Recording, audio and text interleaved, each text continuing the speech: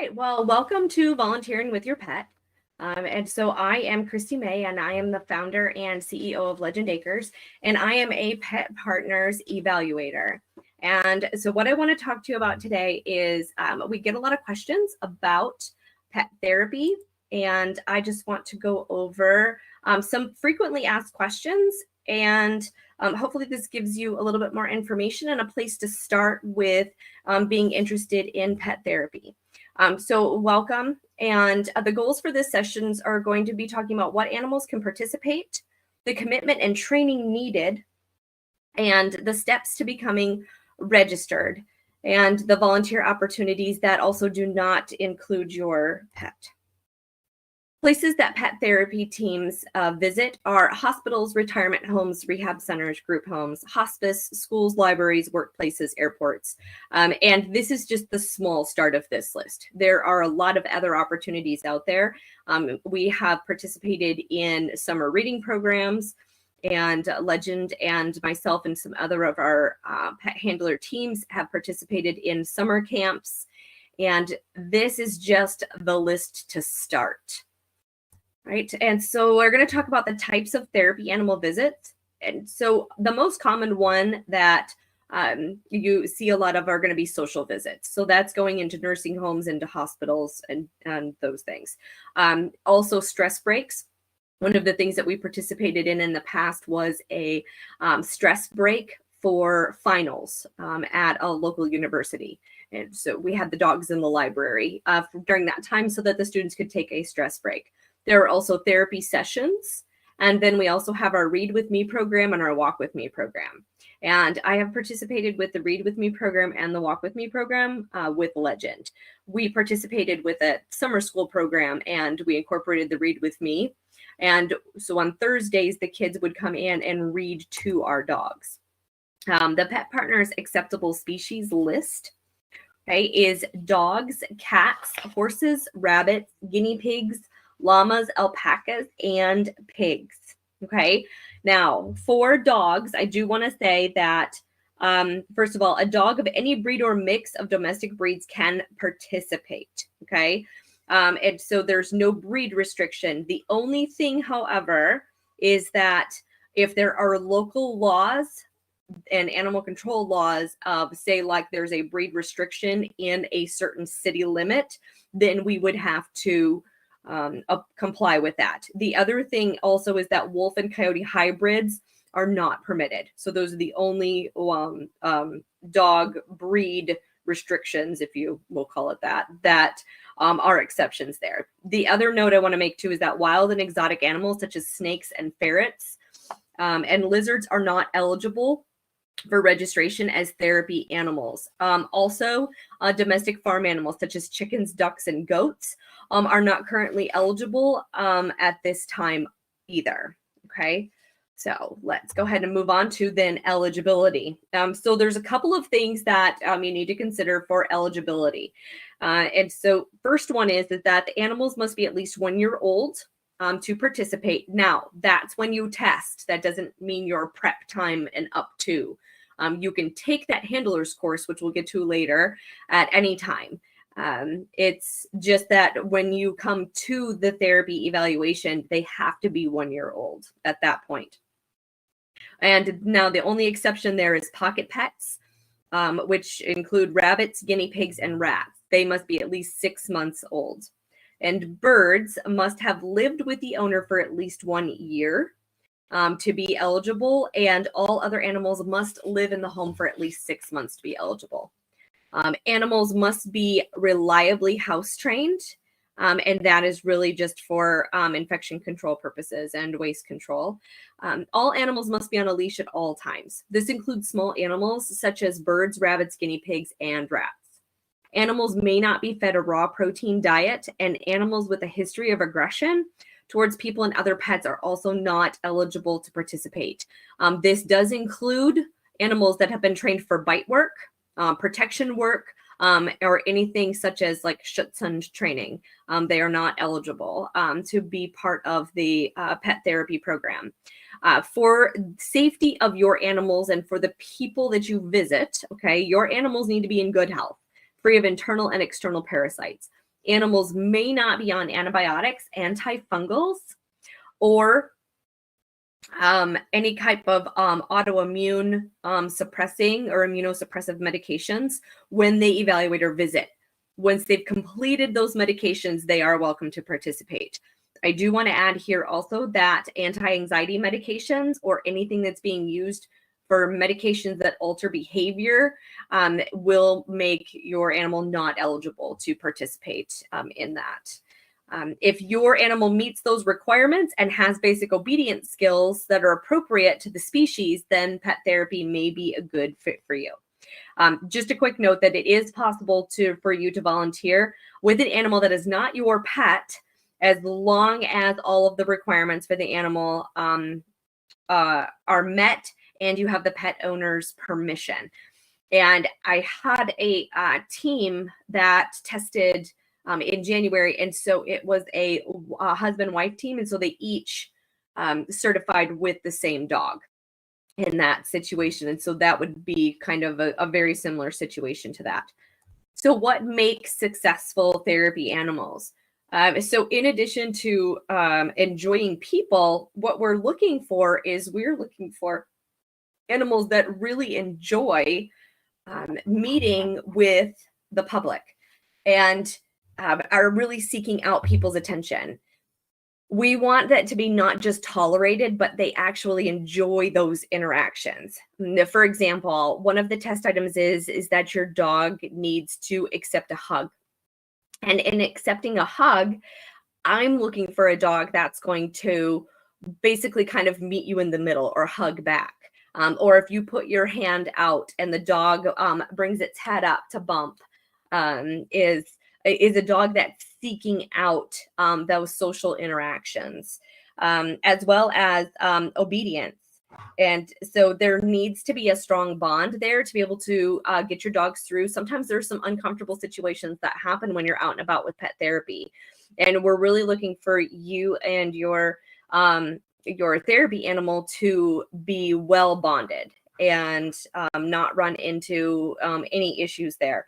Regarding obedience, Pet Partners itself doesn't provide obedience classes, but we at Legend Acres do provide those obedience classes. And we also provide classes to prepare you for the pet therapy evaluation as well. And so if that's something you're interested in, feel free to reach out to us for that.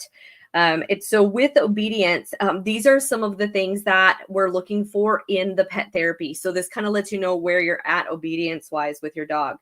They can walk on a loose leash and stay near the handler. Responds reliably to common commands, appropriate to species, of course.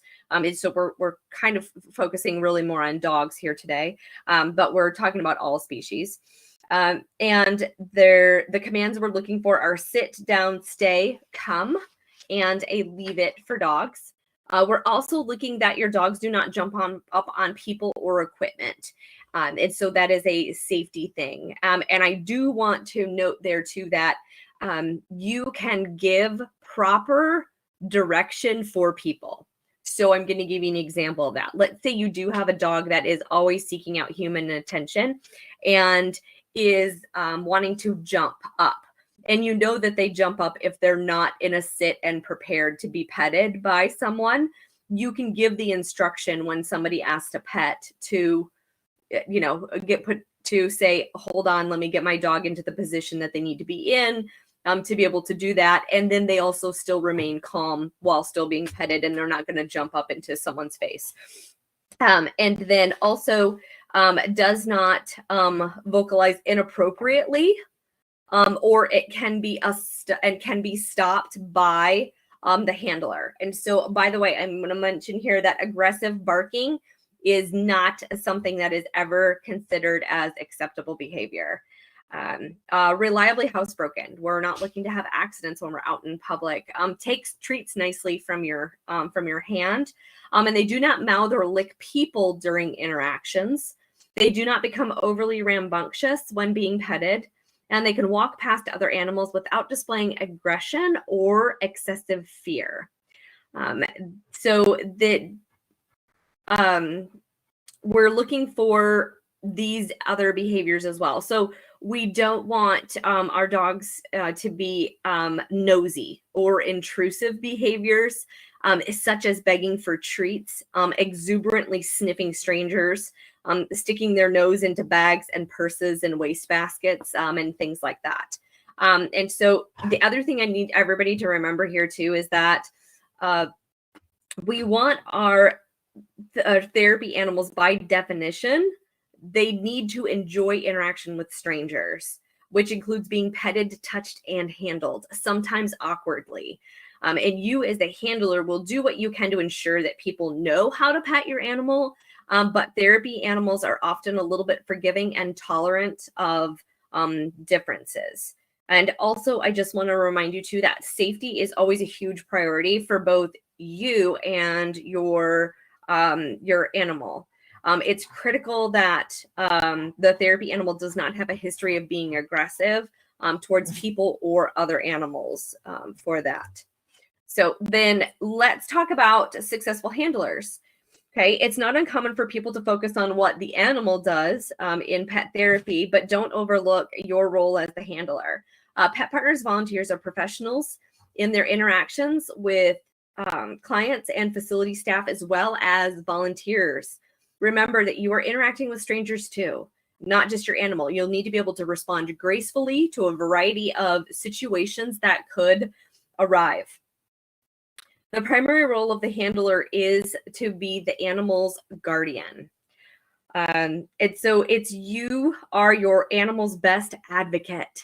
Okay. And I can't stress that enough for just even when you're out and about walking your own dogs, you are your dog's best advocate. And so this part is really covered really well in the pet handlers course, and you'll get more information on that and what that means too. But also part of being a good handler is also knowing what your dog can tolerate. So for example, you want to know what your dog's strengths and weaknesses are. If your pet is tempted by food, you'll want to be able to redirect away from food before it really becomes an issue. And so redirecting away before an issue arises is called proactive handling, which is something that we should be doing on a daily basis with our pets anyways.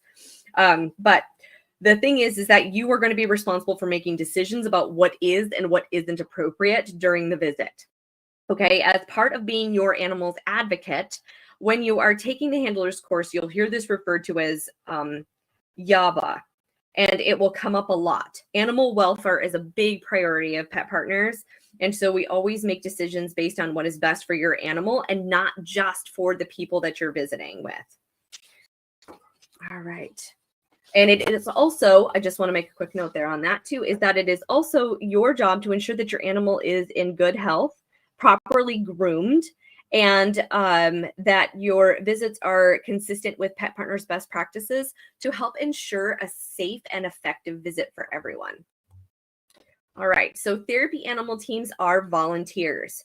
And so I want to point that out. And so these are not paid positions that we're going to. You are going to track your mileage as part of the pet therapy program. And you are going to turn in your hours and your mileage at the end of each visit. And we do have training logs available for that too, our visit logs, so that you can track those things. But you're going to be entering those into the Pet Partners website as well.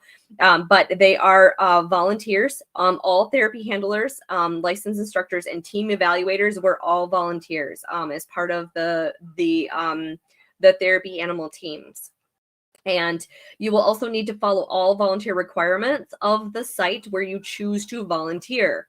Okay, this may include completing a volunteer application, meeting health requirements, and taking additional training and orientations. And I'm going to give an example of that. And so the Children's Hospital does require an interview, and they do require you to attend a volunteer orientation session before you're allowed to come in to do pet therapy with your dogs. And so those are some things to consider too, as to where you are wanting to visit and what those requirements are on there. And the other thing is too, is that you may have an idea of where you would like to visit. But if not, Pet Partners Volunteer Center has a searchable list of volunteer opportunities as well. And I will tell you that at Legend Acres, we get requests also for visits. And when we get those requests and we have therapy teams available, we put that out to the therapy teams to see if anybody is available to do that visit. So the commitment here is that, again, we're volunteers. And so you get to choose how much you do based off of your schedule and your availability. So some teams like to visit more than once a week. Some like to visit less frequently. And although visits should never exceed 2 hours in a day, remember that you will spend time preparing for your visit. And that includes bathing and grooming your animal before each visit. And so those are some things that you need to consider when you are scheduling your visits. And you'll want to reserve some time afterwards to let your pet unwind, whether that's playing or just cuddling after a job well done. Okay, this is a real commitment to therapy animal work, but it is unbelievably rewarding. And I cannot tell you how rewarding it really is until you really get in there and you can see the faces light up when you bring your dog into those rooms. And for kids who are afraid to read out loud, have no issues reading out loud to a dog. And so to be able to see that and to kind of see that unwind, especially if you get on a list where you're visiting the same location frequently. And so you will run into that as well. All right, so let's talk about how to become a Pet Partners Therapy Animal Team. Okay, so the registration process for Pet Partners takes place online on the Pet Partners website. You go online and you're going to create your free account. You can get started on your registration as well as explore resources available to help you prepare on that website. And then you'll get the training for the human end of the leash. And so right now, those are only online. We will be hosting workshops later this year, as long as Pet Partners allows us to continue to do those. Right now, they are not due to COVID. And so right now, the only way to take that handler's course is going to be in that online on their website. Okay, the other thing is that also because your animals need to be healthy, in order to register and visit, you are going to get your veterinarian to complete a health screening form. Now, I just want to point out here too that if your dog has physical limitations, you are still going to be able to certify for the team. And if you need any special requirements, you can get those. I'm going to give you an example. So Legend has hip dysplasia. And so our veterinary screening form is very important that he gets cleared to be able to do the work that he does. And he got cleared again this year to be able to do the work as well with that. Then the other thing is going to be the final step is going to be to pass that team evaluation. And we have a team evaluation coming up on March 26th. That is going to be in Whitman at Golden Puppies. And there is only 5 spots and 3 of them are already taken. And so we only have 2 spots open at this time. And then we will start a wait list for that March 26th pet eval. And that, again, is going to be in Whitman at Golden Puppies. And so that's Whitman, Arizona. And it is located at 195th and Happy Valley is where that is.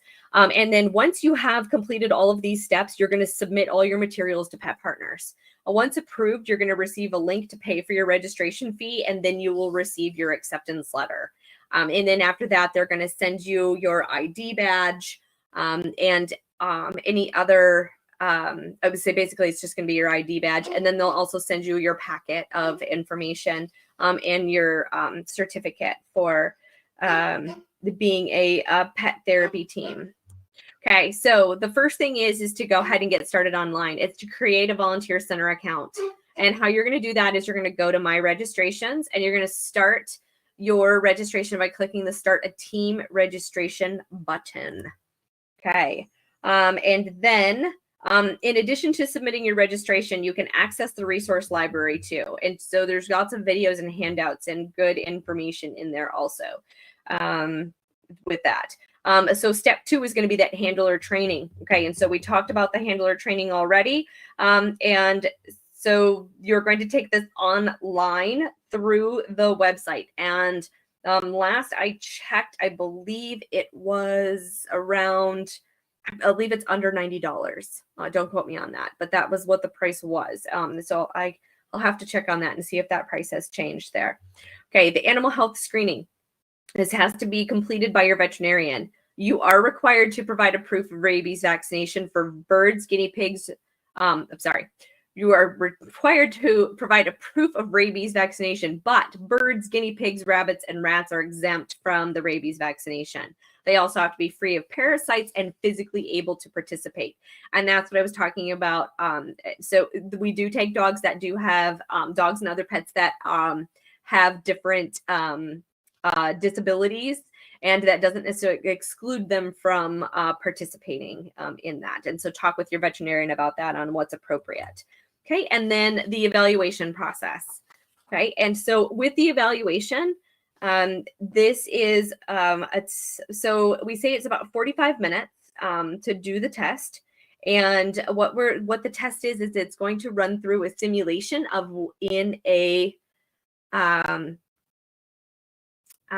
it's going to run through a simulation of an actual visit. There I lost my train of thought. And so you can get one of two scores on the evaluation. You can get predictable or complex, depending on your performance that day. Complex teams are better suited for a more dynamic situation where there's a higher level activity and less staff involvement. Predictable teams visit in environments where the level of activity is appropriate for the team's ability level. Regardless of your evaluation, all teams benefit from those visits. Okay, at no time will your animal be put in a situation that's dangerous. The Pet Partners team evaluators who conduct the evaluations are trained, and we know that the well-being of the animal comes first. At no point in the evaluation will your animal be hurt or intentionally frightened. But as your animal's best advocate, if you're ever concerned that your animal is being pushed too far, you can always end the evaluation for that day and try again in the future for that. Okay, so then this is how you're going to complete your registration. So when you log into your volunteer center, there is going to be a checklist there. And so once that online registration is set up, you are going to be able to see this checklist, and you're going to be able to go down and take care of all of these checks on here. Once your registration has been received and processed by Pet Partners, you'll receive your photo ID badge and your ID number, as well as the expiration date. Teams must renew every 2 years with Pet Partners. This requires a complete reevaluation of your team. Right, benefits of registering with Pet Partners. Okay, and so I joined Pet Partners in 2014 is when I got involved with Pet Partners. And I got involved with Pet Partners because of the organization. One, it's a national organization, but two, the benefits include a $2 million primary liability insurance while you're volunteering. So you don't have to have additional insurance when you are going into facilities, because you have been because you are visiting under the Pet Partners name, and so you're covered under the Pet Partners insurance. You also have an identification badge for the handler and a collar tag for your dog. And I'll say Legend always wears his pet therapy badge, and he can hear me talking about him. So now he's going to put his 2 cents in as well. And then also we have access to free continued education courses that help you become a better pet handler, and also to be able to do more complex visits.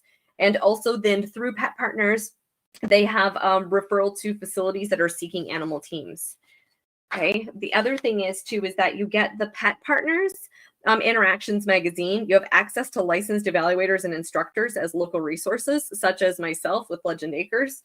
And you also get support from the Pet Partners office. And so I cannot tell you that as an evaluator, Pet Partners has been phenomenal. And when I've got questions, or I ran into a snag on the website trying to upload evaluations, and they have been a great organization to work with, and have always been there to make sure that me as an evaluator and a volunteer can get you everything that you need in a timely manner with that. And then also that you have the satisfaction of helping people in your community. I mean, so that's one of the big benefits of pet therapy. And not only that, but you're part of a highly esteemed program. Like I said, it's a national program. They set national standards, and incorporating animals into medical care. And they have a lot of good resources. So if it's something where you need assistance, like being able to get into the school that you want to participate with, even through the resource library, there is lots of resources there for those things. Okay. And then volunteering without your pet. So these are just some things that you can do. Donate space for use for pet partners evaluations or workshops. Assist as a pet part in the pet partners evaluations. And so we are always taking volunteers for the pet therapy evaluations.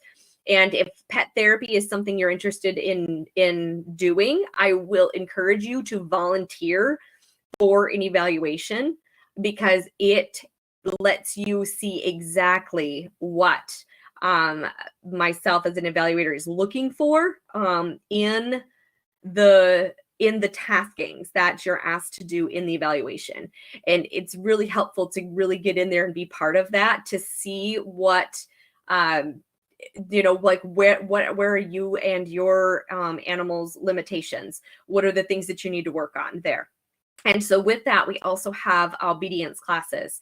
And I will say that with the obedience classes at Legend Acres, if you want your complex rating to be able to go anywhere, then I recommend that you take all 4 sets of the obedience courses. And so that's fundamentals and intermediate. Then we also have the advanced and then the urban. And I will tell you that urban prepares you for some of the busy places that you would go with your dog. And your dog kind of be that been there, done that dog that can walk into any situation. And with you and your relationship with your dog as a handler, you can navigate any kind of things that are coming your way. And that's really what you want to strive for, is to have that complex rating. Not that that's necessarily where everybody starts. And that's really okay if you don't get that complex rating. Because the other thing you have to remember too is that on evaluation day, your dog may not perform to its highest capabilities. And that's perfectly fine, because you can reevaluate at any time. To do that, or you can wait your 2 years for when your reevaluation is back up again, and test for a higher rating as you and your dog get out and get some experience, because a lot of it really has to do with experience. And I will tell you that those group classes, those 4 levels of group classes, really prepare those dogs to go in and do that work with that. The other thing you can do is connect with a community partner group. And so in Tennessee, we do have a community partner group. And so it's the Pet Partners of Tennessee Valley is the organization there. And here in Arizona, we are working on building a community partner group. We need 5 handlers teams to minimum to start that group here. And we are working on that. The other thing is we do participate in the Treats and Sweets Days.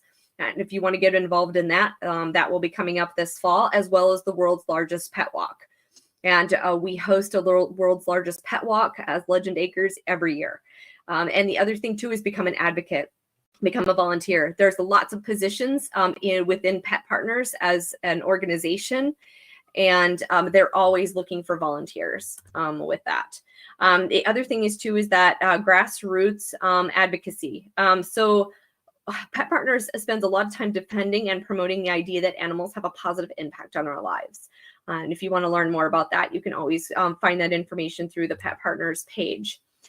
So for more information on the becoming a pet therapy handler is going to be to go to that Pet Partners website, www.petpartners.org, and starting your free account. And that is where you're going to start with that information. And so now I'm going to hit that wrong button. I'm going to see if there's any questions here before I end. Right, it doesn't look like there's any questions there. Let's see if there's any questions here. Okay, all right, there are no questions. I believe that I covered everything, but of course, if you have questions, please comment. If you're watching us on YouTube, you can just put those comments on YouTube. I will get those right away. This webinar was recorded and is going to be available to all of you who missed this. And so if you have questions, feel free to reach out. You can email Legend Acres at info@legend-acres.com. You can also find us on Facebook, www.facebook.com/Legend Acres. And you can find us on Instagram at Legend Acres. We're also on TikTok at Legend Acres and Twitter at Legend Acres.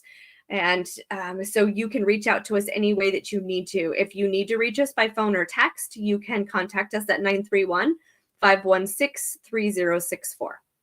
All right. And everyone have a fantastic rest of your day, evening, or night, depending on where you're located. And thank you so much for attending.